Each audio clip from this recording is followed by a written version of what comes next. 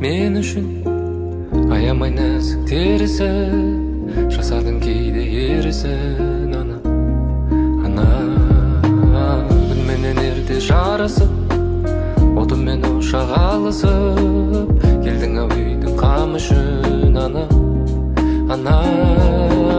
досым ол жаным менен білсең ғой жылу деген ананың жанары ғой күлімдеген жүрегі алаңдаған осындай менің анам өзіңсіз мынау маған мәнсіз қалай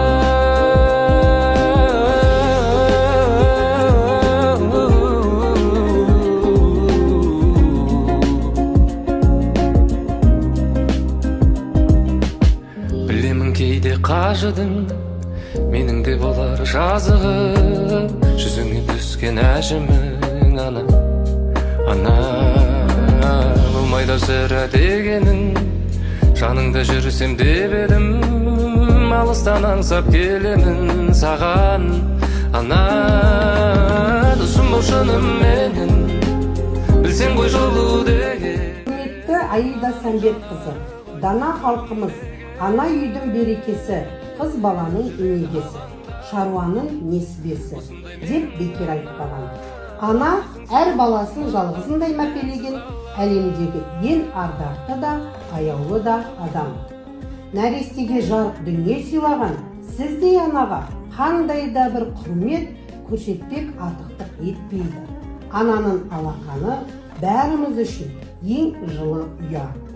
Тіршіліктің тірегі де, өмірдің өзі де, дәл өзіңіздей асыл жандар.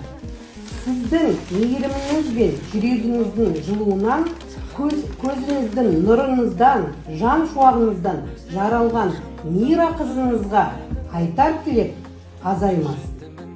Бүгінгі ақжарма лебізіміз өзіңізге арналады. Сізге өмірдің бар жақсылығын тілейміз. Ұрпақ аман болсын, перзентке деген ең ізгі тілектеріңіз қабыл болсын. Солардың қуанышы мен игілігін ұзағынан көріңіз. Жақсы күндерге жолығайық.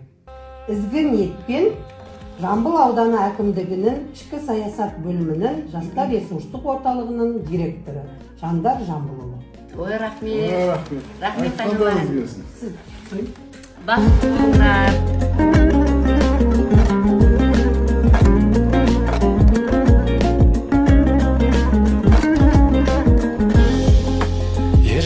Міне балам, саған енді тіреу болам.